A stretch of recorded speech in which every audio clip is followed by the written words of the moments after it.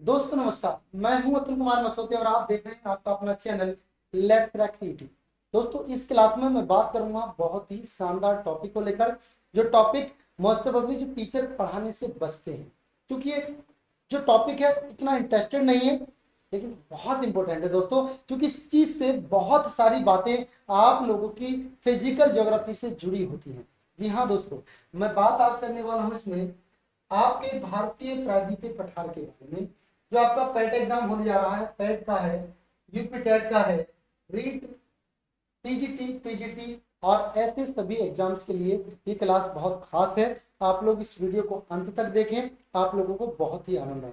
बड़े आगे चलिए अच्छे से एक मोटिवेशन थॉट की बात कर लेते हैं कि अगर तुम सूरज की तरह चमकना चाहते हो तो सूर्य की तरह आपको जलना भी होगा, तपना भी होगा। ठीक है, यानी कहने का मतलब ये है, अगर आप जीवन में सफलता चाहते हो तो मेहनत तो भाई आपको करनी ही पड़ेगी। मेहनत तो आपको करनी पड़ेगी। ये बात करते हैं अब्दुल कलाम, जिन्होंने मेहनत का एग्जाम्पल देते हुए एक आम आदमी से देश के राष्ट्रपति पद तक पहुंचने का इन्होंने सफर तय किया। मिसाइल मैन के नाम से जाने जाते हैं। प्रायद्वीपीय पठार में हम लोग क्या क्या पढ़ेंगे, इस बात को आप लोग समझें। प्रायद्वीपीय पठार में अगर मैं बात करूं, ये इंग्लिश में आपका लिखा हुआ है, जो बच्चे इंग्लिश वाले हैं। What is the peninsular plate, मतलब सबसे पहला प्रश्न आपका ये आता है कि प्रायद्वीपीय पठार क्या है, इसके बारे में बात करेंगे। केंद्रीय उच्च भूमि को पढ़ेंगे, और केंद्रीय उच्च भूमि में अरावली पर्वत श्रेणी, मेवाड़ का पठार, मालवा का पठार, विंध्य श्रेणी, बुंदेलखंड का पठार, इन सभी पठारों के बारे में बारी बारी से हम लोग जिक्र करेंगे। आगे हम लोग जिक्र करेंगे सतपुड़ा श्रेणी के बारे में, पूर्वी पठार के बारे में, और पूर्वी पठार में आपका छोटा नागपुर का पठार, छत्तीसगढ़ का बेसिन, महानदी बेसिन या दंडकारण्य पठार के बारे में, उत्तर पूर्वी पठार के बारे में बात करेंगे, जिसमें मेघालय का पठार आपका आ जाएगा। ठीक है, नेक्स्ट चलेंगे तो आज हम बात करेंगे दक्कन का पठार को लेकर। दक्कन ट्रेप, कर्नाटक का पठार, आंध्र का पठार या दक्षिण, और नीचे आपका दक्षिण पर्वतीय क्षेत्र आ जाएंगे, जिसमें आप नीलगिरी पर्वत पहाड़ी को पढ़ेंगे, अन्नामलाई पहाड़ी को पढ़ेंगे, कार्डेनम पहाड़ी तथा तमिलनाडु में स्थित पालनी की पहाड़ियों को आप लोगों को पढ़ा जाएगा। यानी आज की वीडियो, आज का सेशन आप लोगों के लिए बहुत खास होगा। तो दोस्तों इस वीडियो को बिल्कुल अंत तक देखना, जिसमें आपको पश्चिमी घाट को बताऊंगा, पूर्वी घाट को बताऊंगा, तटीय मैदान को बताऊंगा, पश्चिमी और पूर्वी तटीय मैदानी सभी को बताऊंगा। खास क्यों होगा? क्योंकि टीचर उस चीज को दूसरे से जोड़ने से बचते हैं। जब आपको पढ़ाया जाएगा पश्चिमी घाट, तो क्यों ना अच्छा लगेगा जब आपको मुथप्पन भगवान के बारे में बताया जाएगा, जो शिकारियों के देवता कहे जाते हैं, जहाँ के मंदिर में मांस और मदिरा के रूप में आपको खाने पीने को मिलेगी। काजू बादाम पिस्ता अगर खाने हैं तो इस क्षेत्र में जाइएगा। काली मिर्च बहुत अच्छे उच्च क्वालिटी की यहाँ पर मिलती है। ये है आपका भारत, यानी Bharat, I love my India. तो ये आपका प्रायद्वीपीय पठार, ये वाला जो क्षेत्र है पूरा आपका, ये क्षेत्र कौन सा है? ये आपका प्रायद्वीपीय पठार है। ये आपका प्रायद्वीपीय पठार कहा जाता है। तो ये प्रायद्वीपीय पठार से क्वेश्चन बनता है कि भारत का सबसे प्राचीनतम भूखंड कौन सा है? सबसे,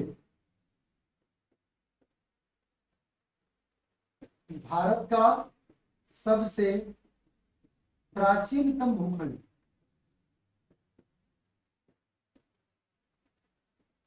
भूखंड, ये भारत का सबसे प्राचीनतम भूखंड है। मतलब ऊपर वाला भाग बाद में बना, सबसे पहले ये ही बना। इसकी ऐसे आप लोग जाओगे, ये वाला क्षेत्र पहला हल्का सा क्षेत्र, ये वाला क्षेत्र, ये आपका कहलाएगा पश्चिमी घाट। और जो इधर आपका ये बच गया ये वाला क्षेत्र, ये आपका कहलाएगा पूर्वी घाट।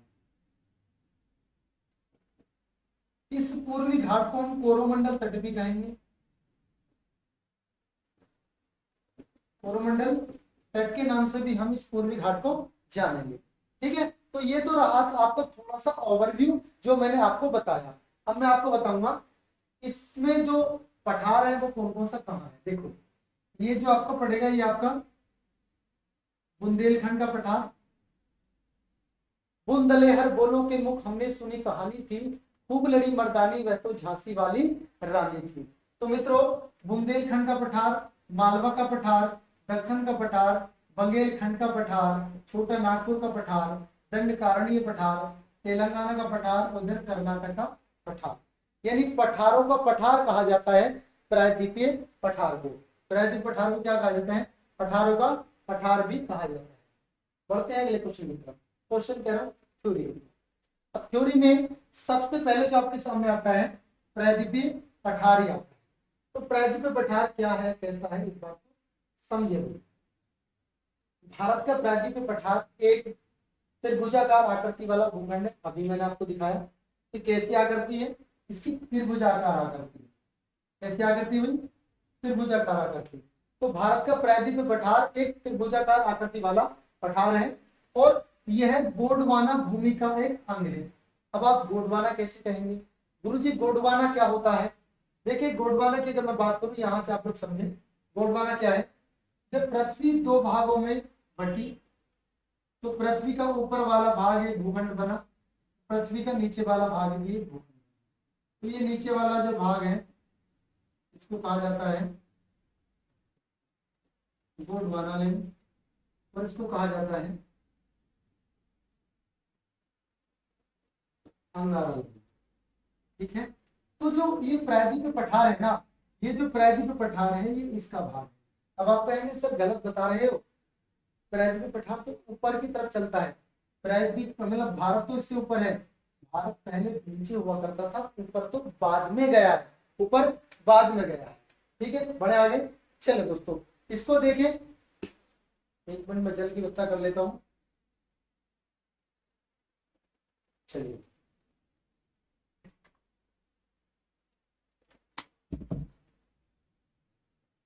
देखो जब अब भारत का इसका विस्तार कितने वर्ग किलोमीटर में है? 16 लाख वर्ग किलोमीटर। यानी प्रायद्वीपीय पठार का विस्तार 16 लाख वर्ग किलोमीटर में है। बच्चों भारत का क्षेत्रफल कितना है? 32,87,263 वर्ग किलोमीटर। 32,87,263 वर्ग किलोमीटर। यदि भारत के आधे भाग पर आपका प्रायद्वीपीय पठार है, 16 का दुगना 32। ठीक है, अब आगे देखिएगा। क्षेत्रफल के दृष्टिकोण से यह भारत के सबसे बड़े भौतिक प्रदेश में है। भौतिक प्रदेश आपको आगे बताऊंगा, मैंने आपको बांटा भौतिक प्रदेश तो बट रहे। उत्तर का पर्वतीय प्रदेश, मध्य का विशाल मैदान और नीचे का प्रायद्वीपीय पठार, तटद्वीप एवं द्वीप समूह। यह भारत का सबसे प्राचीनतम भूखंड है। कौन सा भूखंड है? भारत का सबसे प्राचीनतम भूखंड है। It is the oldest part of the India. ठीक है, चलिए अब हमने यहां से देखा त्रिभुजाकार आकृति वाला भूखंड। तो ये आपका पश्चिमी घाट मैंने आपको बताया था। कौन सा घाट है? ये पश्चिमी घाट है। और इधर ये पूर्वी घाट है। लेकिन दोस्तों ये पश्चिमी और पूर्वी घाट को ही नहीं जाना जाता। इसमें यहां तक का जो क्षेत्र है ये आपका कोंकण तट कहलाता है।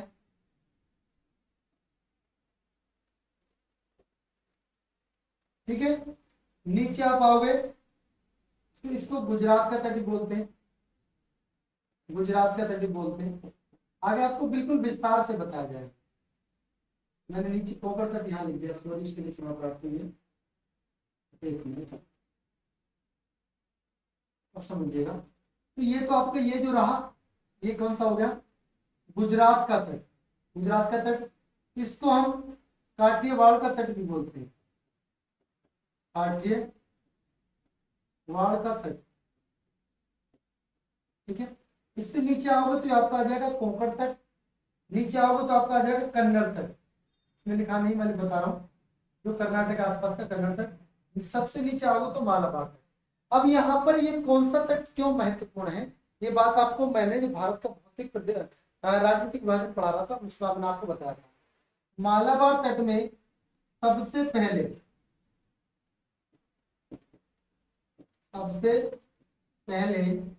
क्या आते हैं? मानसून आते हैं। सबसे पहले मानसून आते हैं। ठीक है, इसको भी दो भागों में बांटा, एक तो उत्तरी सरकार और नीचे आपका कोरोमंडल सेट। क्लियर हुआ सभी का? तो ये तो आपने देख लिया होगा, इसका स्क्रीनशॉट ले, फिर बढ़ता हूँ आगे। आगे बढ़े, चलिए। इसकी औसत ऊंचाई कितनी है? प्रायद्वीप पठार की औसत ऊंचाई ज्यादा नहीं है। औसत ऊंचाई है 600 से लेकर 900 मीटर। 600 से लेकर 900 मीटर तक की औसत ऊंचाई है। जबकि आप जब हिमालय के बारे में पढ़ रहे थे, जब आपने ऊपर पढ़ा हिमालय के बारे में, तो वहां आपने 6000 मीटर औसत ऊंचाई मीटर देखी, जिसमें 8850 मीटर ऊंचाई की आपने चोटी देखी, माउंट एवरेस्ट। यह है गोंडवाना लैंड के टूटने से एवं उसके उत्तर दिशा में प्रवाह होने के कारण बना, अतः यह प्राचीनतम भूखंड पेंजिया का एक हिस्सा था। अब गुरुजी पेंजिया कहां से आ गया? ये पेंजिया क्या था बच्चों, मैं आपको बताऊं, यहां से देख लीजिएगा। एक मिनट एक मिनट, यहां मिल जाएगी जगह हमें। तो जो पहले ये पृथ्वी थी, पहले पृथ्वी और पृथ्वी के बीचों बीच पहले भूखंड था। ये क्या है? भूखंड। तो इस भूखंड को पता है क्या नाम दिया जाता था? इस भूखंड को कहते थे पेंजिया। ठीक है। और जो बाहर वाला भाग है, ये बाहर वाला भाग जो आपको ये दिख रहा है, ये पूरा भाग, इसमें रहता था जल। और इस जल वाले भाग को हम लोग क्या कहते थे? इस जल वाले भाग को कहते हैं पैंथालॉन।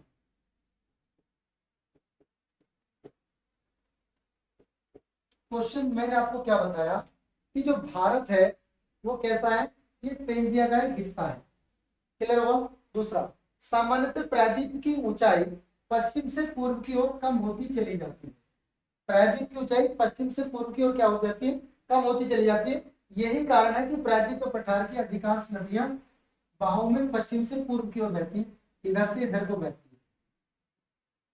आपकी गोदावरी है, कृष्णा है, गोदावरी है, कृष्णा है, पेन्नार है, बेगाई है, ये सब पश्चिम से पूर्व की ओर बहने वाली नदियां हैं। प्रायद्वीप पठार, देखिए प्रायद्वीप पठार का ढाल उत्तर और पूर्व की ओर सोन, चंबल और दामोदर नदियों के प्रवाह से स्पष्ट है। आपने देखा कि जो सोन नदी है, चंबल नदी है और आपका दामोदर नदी है, इन नदी, सोन नदी दक्षिण से उत्तर की ओर बहती हुई सीधा गंगा में मिलेगी, और जो चंबल नदी है वो यमुना में मिलेगी। जो आपकी दामोदर नदी है, दामोदर नदी घाटी परियोजना आपने सुनी होगी, ये कहाँ है? ये आपकी पश्चिम से पूर्व की तरफ को बहती है, ये हुगली नदी में मिलती है। दक्षिण भाग में इसका ढाल पश्चिम से पूर्व की ओर, और गोदावरी, कृष्णा, महानदी और कावेरी इस नदियों के प्रवाह क्षेत्र को स्पष्ट करते हैं। प्रायद्वीपीय नदियों में नर्मदा और ताप्ती नदियां अपवाद हैं, क्योंकि जो नर्मदा नदी है और ताप्ती नदी है, ये दोनों नदी पश्चिम की तरफ को बहती है। और दोनों नदियां कहां से बहती हैं? भ्रंश घाटियों से होकर बहती है, भ्रंश घाटियों से होकर बहती है। नर्मदा को बच्चों कुंवारी कन्या भी कहा जाता है, कुंवारी कन्या के नाम से भी नर्मदा को जाना जाता है। ठीक है, आगे बढ़े, आगे देखिएगा। प्रायद्वीपीय पठार को पठारों का पठार कहा जाता है। प्रायद्वीपीय पठार को पठारों का पठार कहा जाता है, यह आपको मैंने पहले बता दिया। अब सबसे पहले बात करेंगे अरावली पर्वत श्रेणी की। इसकी बात करेंगे अरावली पर्वत श्रेणी की। तो जो अरावली पर्वत श्रेणी का जो विस्तार है वो दिल्ली के रिज से लेकर दक्षिण पश्चिम में गुजरात के पालनपुर तक यह पाई जाती है। यानी आप लोगों को अगर मैं भारत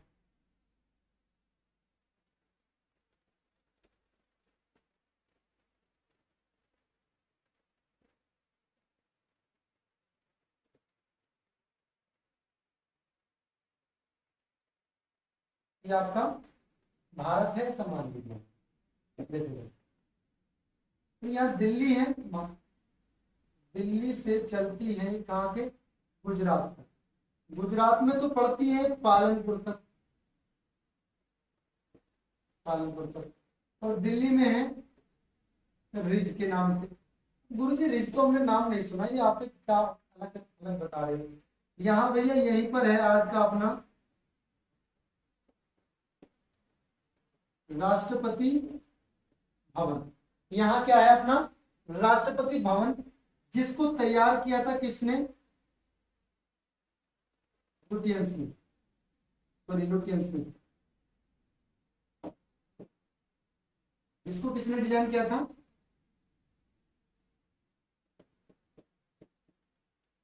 मार्टिन लुटियन और हार्बर बेकर। हार्बर बेकर ने दिल्ली का डिजाइन किया। क्लियर हुआ? तो भाई यह प्राचीनतम मोड़दार अवशिष्ट पर्वत है। मतलब ये पर्वत है कैसा? एक अवशिष्ट पर्वत है, मतलब जो अवशेष के रूप में बचा हुआ है, पहले जो उसका भाग था वो खत्म हो गया।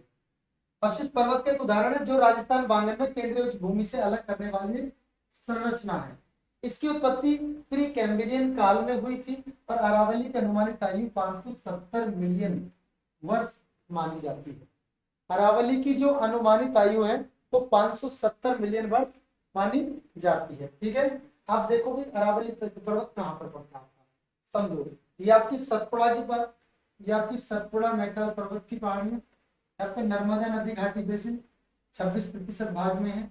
मालवा का पठार 28%। सर्वोच्च चोटी आपकी इतनी, यानी आपको पूरी जानकारी यहाँ से मिल रही है। जो आपको बता पढ़ा रहा था अरावली का, तो अरावली आपका यहीं से पड़ेगा, पूरा ये पूरा अरावली वाला क्षेत्र। पढ़े आगे चलिए। अरावली संरचना भारत की मुख्य जल विभाजक है। अब मुख्य जल विभाजक क्यों है? क्योंकि संरचना ऐसी संरचना है, ये ऐसी श्रेणी बनी है। तो एक तो इधर का जल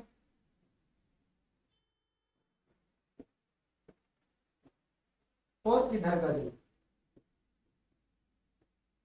दोनों के जल को अलग अलग बांटती है। कैसे बांटती है? इधर का पानी इधर को बहेगा और इधर का पानी इधर को बहेगा। तो ये क्या किस काम करती है? जल विभाजन का काम करती है। क्या काम करती है भाई? जल विभाजक का काम करती है। ठीक है, राजस्थान बांगोर थार में आपको कच्छ का रण आपको देखने को मिलेगा, कच्छ का रण। और इस कच्छ के रण में ये जो लूनी नदी है वो विलीन हो जाती है, मतलब समा जाती है।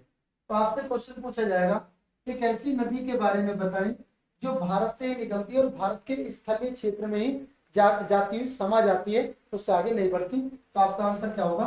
कच्छ का रण, जो कि कहाँ पड़ेगा? गुजरात में। ठीक है, बढ़े आगे।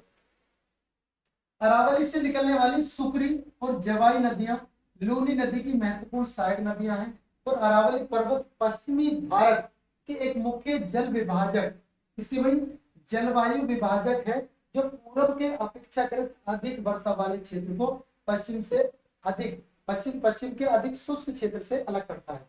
देखिए इधर का, ये तो आपकी हो गई, ये आपकी होगी अरावली। जो इधर का क्षेत्र आपका पड़ेगा और इधर का पड़ेगा, इधर का पड़ेगा शुष्क,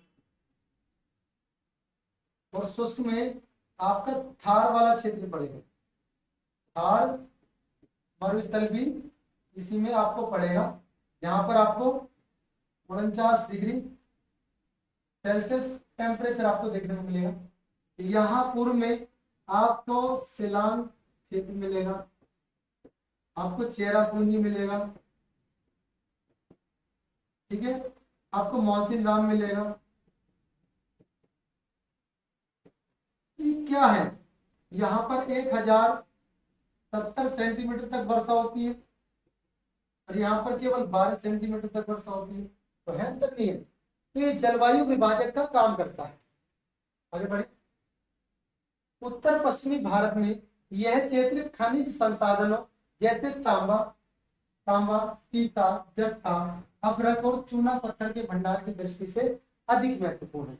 अरावली पर्वत का सर्वोच्च शिखर गुरु शिखर है और आबू की पहाड़ियों पर यह स्थित है। अरावली पर्वत श्रेणी का सर्वोच्च शिखर आपसे पूछा जाए तो आपका कौन सा है? गुरु शिखर। तो कई बार पूछ लेता गुरु शिखर क्या है? एक गुरु नानक, मतलब ऐसे पूछा, एक जैनी मंदिर है, या आपसे पूछा जाएगा एक संत है, कौन है? तो ये भैया दिलवाड़ा के एक मंदिर भी यहाँ पर पड़ता है, दिलवाड़ा का मंदिर, जो जैनियों का एक प्रमुख तीर्थ स्थल है। दिलवाड़ा का मंदिर आप देखिएगा, ये आपका दिलवाड़ा का मंदिर बहुत ही खूबसूरत, बहुत ही आकर्षक का केंद्र, ये दिलवाड़ा का मंदिर, इसको आप देखें। तो हमने बात करी अरावली पर्वत श्रेणी के बारे में, जिसमें आपने देखा कि गुरु शिखर 1722 मीटर की ऊंचाई वाला ये है। ये मात्र 1700, इसकी जो ऊंचाई है स्थल से कितनी है, 1722 मीटर। तो आप कहेंगे गुरु जी आपने तो कहा कि 600 से 900 मीटर तक की ऊंचाई जो होते हैं वो औसत ऊंचाई है, अधिकतम ऊंचाई के बारे में बात मैंने नहीं करी। आगे बढ़े, आगे देख लो मेवाड़ का पठार।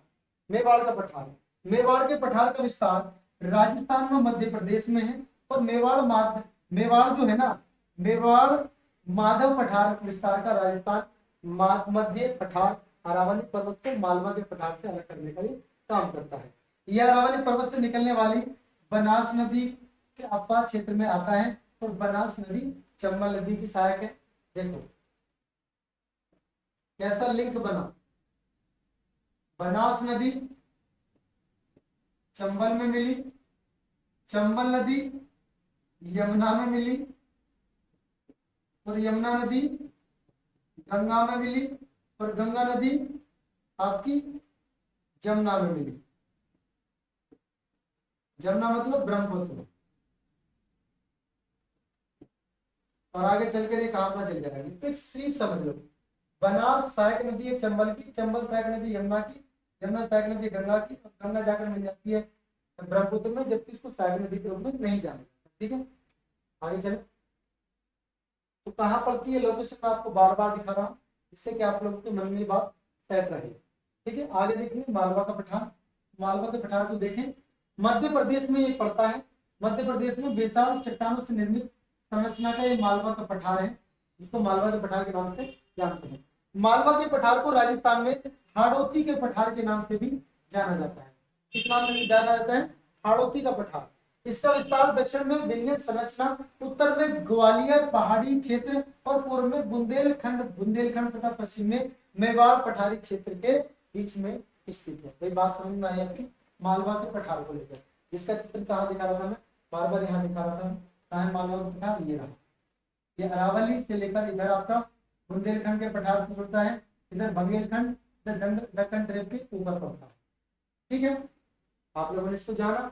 आगे बढ़े तो आपका ये मालवा के पठार का पूरा क्षेत्र, आप देखो कर्क रेखा कहाँ कहाँ से होकर गुजर रही है। तो मालवा का पठार का क्षेत्र पड़ता है आपका इस क्षेत्र में आकर यहाँ। शायद आपको कुछ कम भी दिख रहा हो, मुझे शायद दिख रहा होगा अच्छे से।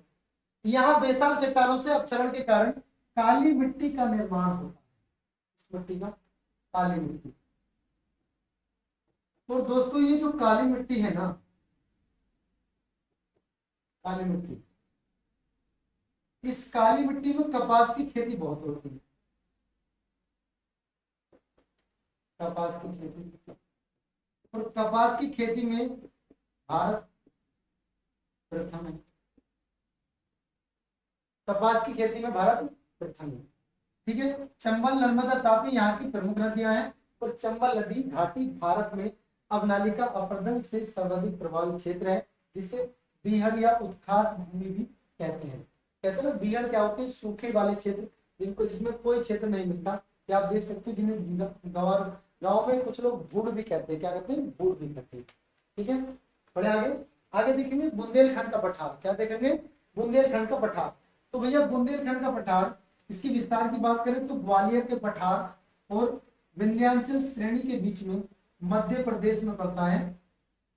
ठीक है, मध्य प्रदेश एवं उत्तर प्रदेश राज्य में ये पड़ता है। बुंदेलखंड क्षेत्र सूखा प्रभावित क्षेत्र से होने के कारण यह केंद्रीय उच्च भूमि का आर्थिक दृष्टि से पिछड़ा हुआ भाग है। यहाँ पर देखिए दोस्तों, जो यहाँ पर भूमि नहीं है, मतलब उपज नहीं होती, कृषि नहीं होती, तो कैसे यह एक संपन्न क्षेत्र बन पाएगा। बड़ा आगे तो ये वाला क्षेत्र कहाँ पड़ता है, ये इस क्षेत्र में ये आपको देखने को मिलेगा। आगे देखिए ना, यहाँ की ग्रेनाइट और नीस की चट्टानें, ग्रेनाइट और नीस की चट्टानें संरचना में अपक्षय अपरदन की क्रिया होने के कारण लाल मृदा का निर्माण करती है। किसका निर्माण करती है, लाल मृदा का। बुंदेलखंड के पठार में यमुना की सहायक चंबल नदी के द्वारा बने महाखड्डों को उत्खात भूमि कहा जाता है। क्या कहा जाता है, उत्खात भूमि। एमपी तथा छत्तीसगढ़ की सीमा पर स्थित बुंदेलखंड का पठार केंद्रीय उच्च भूमि के पूर्वी पठार से अलग हो जाता है। ये बात आप लोग समझ में, इसका एक स्क्रीनशॉट ले। बात करते हैं सबसे पहले प्रायद्वीपीय पठार की, तो हम अब तक जो पढ़ा दिया था वो पूरा हो चुका था, लेकिन हम बात करेंगे विंध्यन श्रेणी की। विंध्यन श्रेणी क्या है भाई? देखो, विंध्यन श्रेणी के विस्तार की अगर मैं बात करूं तो इसका विस्तार गुजरात से लेकर, कहां से लेकर भाई? इसका विस्तार गुजरात से लेकर मध्य प्रदेश, उत्तर प्रदेश, बिहार और छत्तीसगढ़ तक है। कहां तक? मध्य प्रदेश, उत्तर प्रदेश, बिहार और छत्तीसगढ़ तक। इसे गुजरात में जोबेट हिल के नाम से भी जानते हैं। किस नाम से? जोबेट हिल के नाम से इसको गुजरात में जाना जाता है। बिहार में इसको कैमूर की पहाड़ियों के या कैमूर की हिल के नाम से इनको जाना जाता है। और विंध्यन श्रेणी के दक्षिण में नर्मदा नदी घाटी है, जो विंध्यन पर्वत को सतपुड़ा पर्वत से अलग करने का काम करती है। क्लियर हुआ? विंध्यन पर्वत श्रेणी एक ऐसी श्रेणी है जो यूपी, बिहार, मध्य प्रदेश, छत्तीसगढ़ आदि में पाई जाती है, जिसको गुजरात में जोबट और बिहार में कैमूर हिल के नाम से जानते हैं। ठीक है। विंध्यन श्रेणी के दक्षिण में नर्मदा और नर्मदा की जो नदी घाटी है वही नर्मदा जिसको मैंने क्वारी कन्या के नाम से आपको बताया था। ठीक है, इसका आप स्क्रीनशॉट ले सकते हैं। Very good. चलिए बढ़ते हैं आगे। ये है आपका पूरा वो क्षेत्र जो आपको नक्शे के माध्यम से मैंने दिखाया था। कुछ झिलमिल सितारों का आंगन होगा, ऐसा कुछ लग रहा है। वीडियो में झिलमिल हो रही है। बढ़ते हैं आगे, व्हाइट कलर की वजह से हो रही है। तो आगे जब हम बढ़े तो हम देखते हैं इसमें कि विंध्यन श्रेणी कई पहाड़ियों की एक पर्वत श्रृंखला है। विंध्यन श्रेणी कई सारी पहाड़ियों की एक पर्वत श्रृंखला है, जिसमें विंध्यांचल, कैमूर और पारसनाथ की पहाड़ियां पाई जाती हैं। विंध्यांचल, कैमूर और पारसनाथ की पहाड़ियां पाई जाती हैं। लाल बलवा पत्थर और चूना पत्थर के चट्टान से निर्मित इस संरचना में धात्विक खनिज संसाधनों का अभाव, परंतु भवन निर्माण के लिए पदार्थों के भंडार की दृष्टि से यह अत्यंत महत्वपूर्ण है। मकान बनाने के लिए जो बलवा पत्थर आप यूज करते हैं वो इन्हीं विंध्यन पर्वतों की श्रृंखलाओं से पाया जाता है। और वैसे तो खनिज संसाधनों के अभाव इसमें पाए जाते हैं, मतलब ज्यादा नहीं पाए जाते, उनकी कमी पाई जाती है। लेकिन अगर भवन निर्माण के संदर्भ में मैं बात करता हूं तो ये बहुत ज्यादा इंपॉर्टेंट है। चलिए बढ़े आगे। तो लाल बलवा पत्थर और चूना पत्थर, कैसा पत्थर भी? एक तो लाल बलवा पत्थर और चूना पत्थर की चट्टान से निर्मित इस संरचना में धातु खनिज संसाधनों का, अरे तो मैंने पढ़ा दिया, ये मेरे दोबारा आ गया, कोई दिक्कत नहीं। यह पर्वत श्रेणी उत्तरी भारत और प्रायद्वीपीय भारत की मुख्य जल विभाजक का काम करती है। कैसे? उत्तरी भारत और प्रायद्वीपीय भारत की, मतलब ये आपका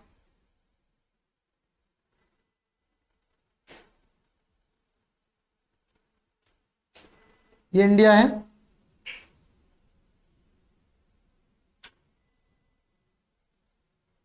ये भारत है। ठीक है।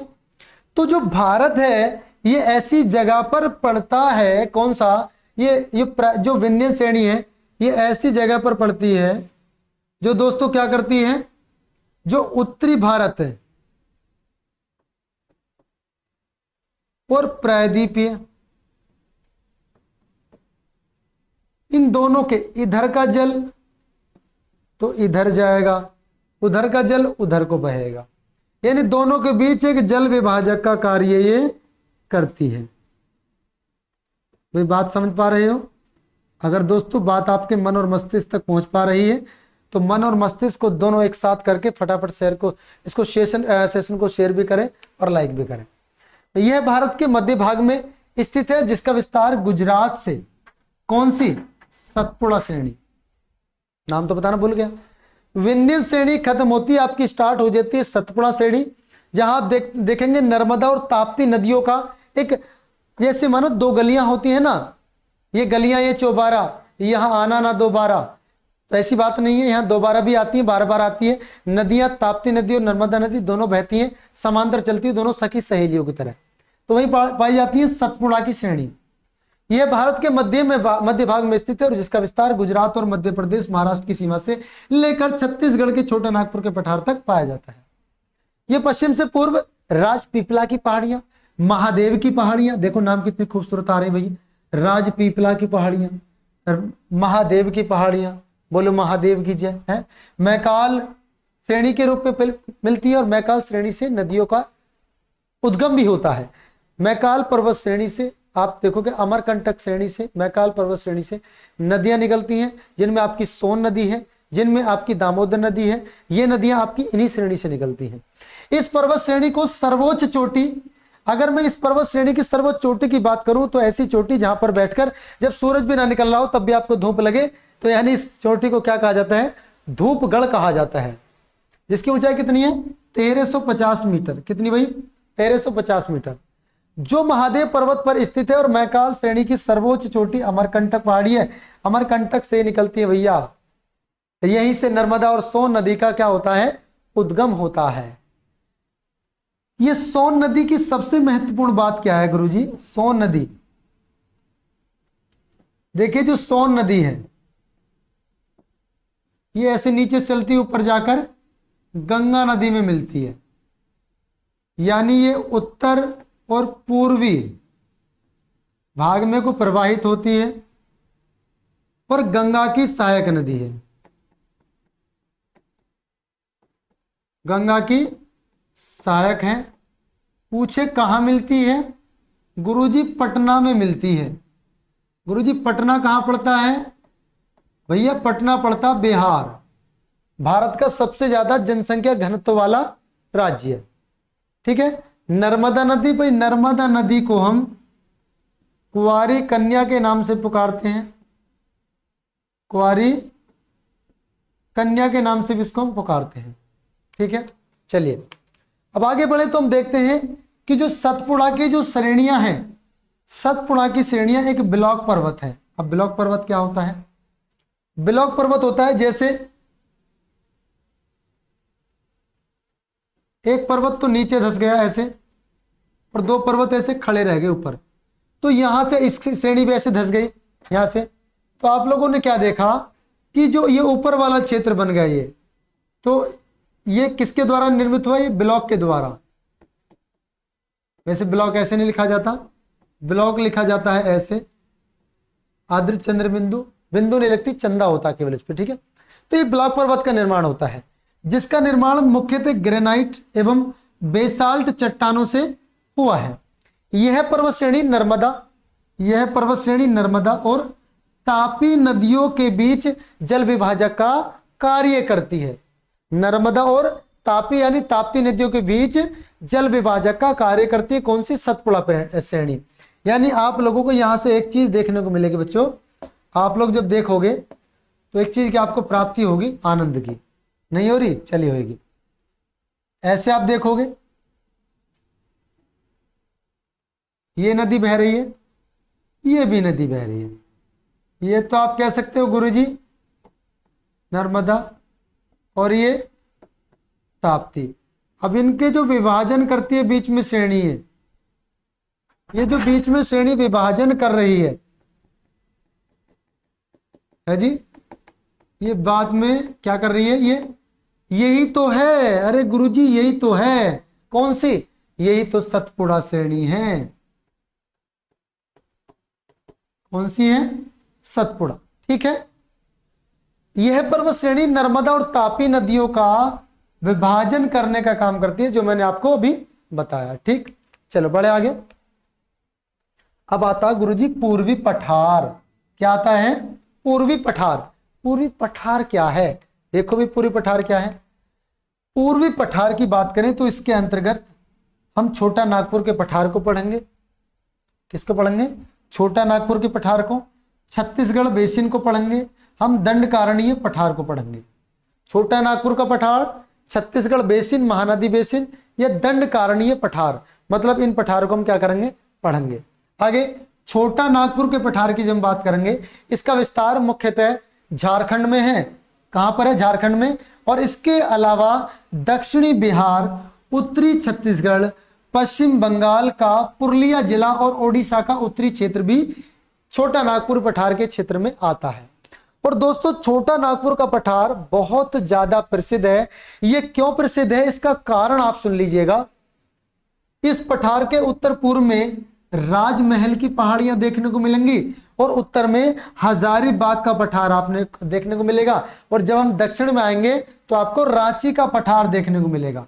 यानी रांची का पठार, राजमहल की पहाड़ियां और हजारीबाग का पठार, ये तीनों ओर से घेरे रखते हैं किसको, छोटा नागपुर के पठार को। अर्थात ये तीनों संरचना संयुक्त रूप से छोटे नागपुर पठार का में शामिल की जाती हैं।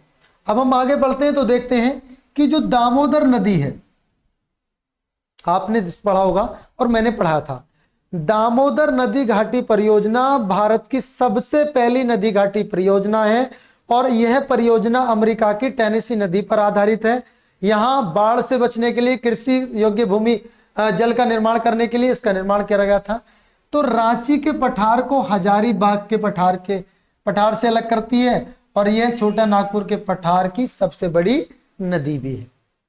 पूछ ले छोटा नागपुर पठार की सबसे बड़ी नदी कौन सी है, तो ये दामोदर नदी कोयला भंडार की दृष्टि से भारत का सर्वाधिक महत्वपूर्ण क्षेत्र है। और मैं आपको बता दूं दोस्तों, भारत के अंदर अगर सबसे ज्यादा ऊर्जा का संसाधन है कोई तो वो कोयला ही है।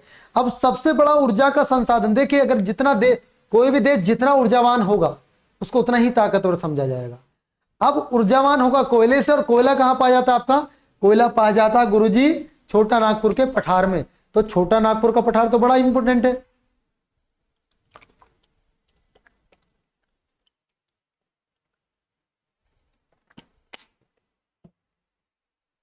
तो देखो भाई, जो हजारीबाग का पठार है उसकी एक चोटी है पारसनाथ।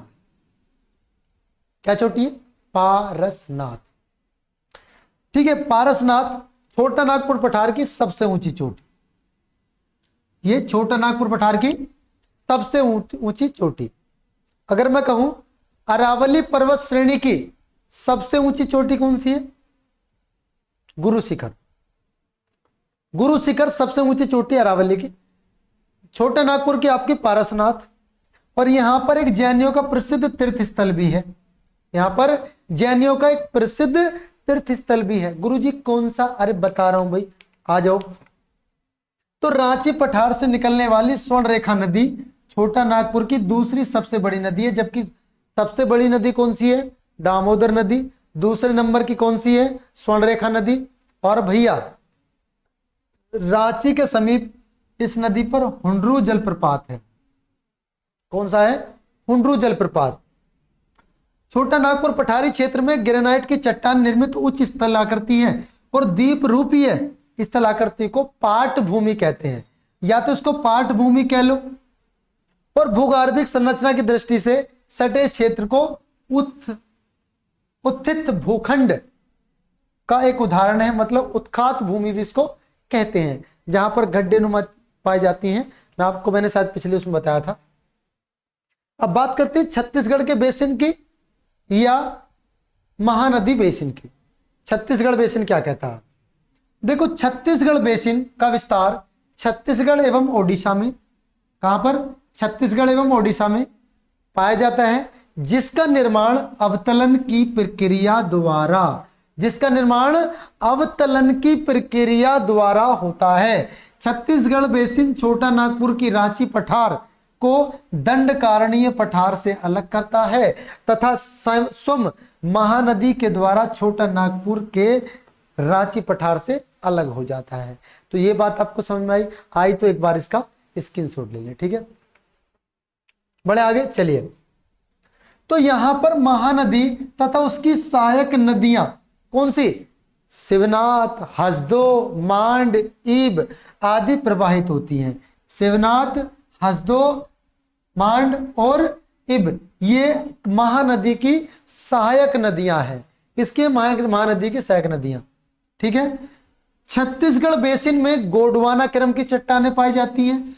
अब गोंडवाना क्रम क्या गुरुजी, पूरी पृथ्वी जब दो भागों में बटी, पूरी पृथ्वी का स्थल जब दो भागों में बटा, मैंने आपको कितनी बार बता दिया है, ये ऊपर वाला और ये नीचे वाला। तो नीचे वाला क्षेत्र आपका गोंडवाना और ये अंगारा लैंड, ठीक है। तो भैया गोंडवाना लैंड और अंगारा लैंड ये दो भूमि बटा, तो हमारा क्या चित्र कहला, गोंडवाना क्रम की चट्टानें बनी, जिसके कारण ही यहां कोयला भंडार प्रचुर मात्रा में पाया जाता, ठीक है, क्लियर, ओके। चलो अब बात करते हैं गुरुजी दंडकारण्य पठार के बारे में। इसका विस्तार ओडिशा, छत्तीसगढ़, महाराष्ट्र, आंध्र प्रदेश, तेलंगाना तक है। अतः भारत के मध्यवर्ती भाग में यह स्थित है। देखा जाए तो ये भारत के मध्यवर्ती पठार में स्थित नहीं है, मध्यवर्ती से थोड़ा पूर्व में बढ़ता है, लेकिन मध्यवर्ती ही मान लिया जाता है। यह अत्यंत उबड़ खाबड़ भी है। कैसा है? उबड़ खाबड़ एवं अनुपजाऊ क्षेत्र है। देखिए जो क्षेत्र उबड़ खाबड़ होगा, ऊंचा नीचा होगा, समतल नहीं होगा, उसमें जो भूमि है, जो कृषि है, वो भूमि योग्य, भूमि जो है कृषि योग्य नहीं होती। लेकिन खनिज संसाधन का भंडार बहुत देखने को मिलता है। खनिज संसाधन बहुत अच्छी मात्रा में देखने को मिलेंगे। ठीक है, चले बड़े आगे चलो। अब आता भैया इस नदी के बारे में बात करते हैं। इसी को कहा जाता है भैया दक्षिण की गंगा। दक्षिण की गंगा के नाम से इसको हम पुकारते हैं। ठीक है, दक्षिण की गंगा के नाम से इसको हम पुकारते हैं। इसकी सहायक नदी कौन है भैया? इंद्रावती। इसकी सहायक नदी इंद्रावती, गोदावरी की सहायक नदी। और भारत की टिन धातु दंडकारणीय पदार्थ इस पदार्थ से के बस्तर क्षेत्र में पाई जाती है। टिन धातु भारत में पाए जाने वाले एक धातु है जो दंडकारणीय पठार में पाई जाती है, दंडकारणीय क्षेत्र के बस्तर जिले में पाई जाती है। ठीक है, यही की एक नदी है गोदावरी। गोदावरी की सहायक नदी है इंद्रावती। गोदावरी को बूढ़ी गंगा, वृद्ध गंगा, दक्षिण की गंगा आदि नामों से जाना जाता है। गोदावरी की कुल लंबाई की बात कर ले तो भैया 1465 किलोमीटर बता दियो, आपका आंसर बिल्कुल सही हो जाएगा। ठीक है, अब बात करते हैं सर जी उत्तरी पूर्वी पठार क्या है? उत्तरी पूर्वी पठार क्या है? देखिए उत्तरी पूर्वी पठार में हम आते हैं सीधा मेघालय के पठार पर। मेघालय जानते हो ना? उत्पत्ति एवं संरचना की दृष्टि से जो मेघालय का पठार है, कहां का पठार? मेघालय का पठार प्रायद्वीपीय पठार यानी छोटा नागपुर का पठार का ही एक पूर्वी विस्तार है। जो राजमहल की पहाड़ी बताई थी मैंने आपको, छोटा नागपुर को घेरती हुई, राजमहल गारो गैप अथवा मालदा गैप के द्वारा अलग हुआ एक क्षेत्र है। अब हम आगे बढ़ते हैं तो पाते हैं कि जो ये पठार है, इस पठार में पश्चिम से पूर्व की ओर जब हम चलते हैं तो वहां पहले पश्चिम से पूर्व की ओर, पश्चिम में पहले पड़ेगी गारो, फिर पड़ेंगी खासी, फिर पड़ेंगी जयंतिया और फिर पड़ेंगी मिकिर। ये पहाड़ियां हैं, गारो खासी जयंतिया मिकिर, गारो खासी जयंतिया मिकिर, गारो खासी जयंतिया मिकिर की पहाड़ियां हैं और जो प्राचीन चट्टानों से बनी है। प्राचीन मतलब पुरानी चट्टानों से बनी है। गारो खासी जयंतिया इस पठार में, कौन से में? आपका उत्तर पूर्वी पठार में। गारो खासी जयंतिया की पहाड़ियां इस पठार में निवास करने वाली प्रमुख जनजातियों के नाम पर हैं, अर्थात यहां पर ये जनजातियां पाई जाती हैं। औसत से अधिक वर्षा होने के कारण ही यहाँ लेटराइट मिट्टी, जिसको कछारी मिट्टी भी कहते हैं, पाई जाती है और यहाँ पर सदाबहार वनों का विकास होता है। दोस्तों यहीं पर है आपका मोहसिन राम नाम का एक स्थल, मोहसिन राम। ठीक है, तो मोहसिन राम एक यहां पर स्थल है। यहां पर 1080 सेंटीमीटर तक वर्षा हो जाती है, यानी दुनिया का सबसे ज्यादा वर्षा ग्रहण करने वाला यह एक क्षेत्र है।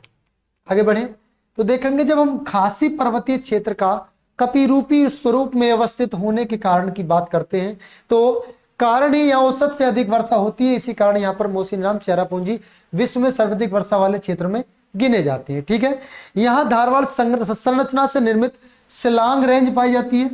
शिलांग की पहाड़ियां सबसे ऊंचा पर्वतीय क्षेत्र है और इसलिए इसे शिलांग के पठार के नाम से भी जाना जाता है।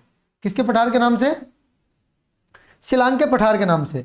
और इस क्षेत्र की सबसे ऊंची चोटी नॉकरेक है जो मेघालय में स्थित है।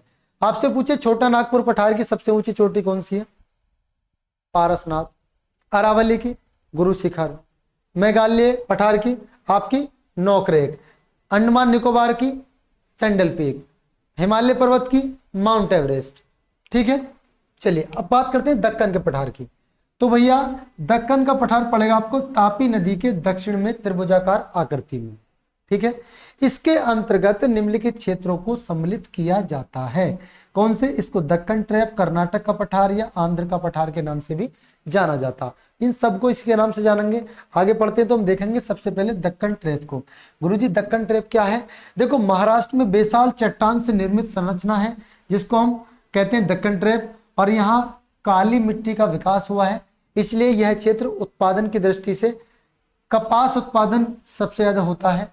कपास की खेती काली मिट्टी, दोमट मिट्टी में पाई जाती है, और इसका विस्तार 16 डिग्री उत्तरी अक्षांश के उत्तर से लेकर नागपुर तक स्थित है। क्लियर हुआ? Very good. बड़े आगे बढ़ते हैं। आगे तो हम पाते हैं ये वाला क्षेत्र। क्या? इसी पठारी क्षेत्र से गोदावरी नदी अपवाहित होती है और सतमाला, अजंता, बालाघाट और हरिश्चंद्र इत्यादि पहाड़ियों का विस्तार इसी नदी में ही, इसी पठारी क्षेत्र में पाया जाता है। ठीक है, क्लियर? तो मुझे उम्मीद है कि भैया आज का आपको बहुत अच्छा लगा होगा सेशन।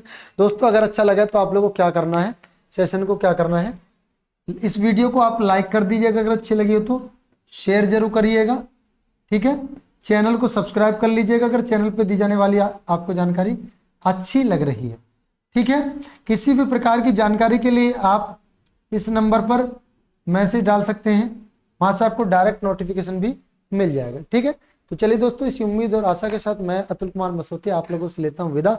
मिलेंगे अगली वीडियो में, तब तक के लिए दोस्तों जय हिंद, जय भारत, खुदा हाफिज़।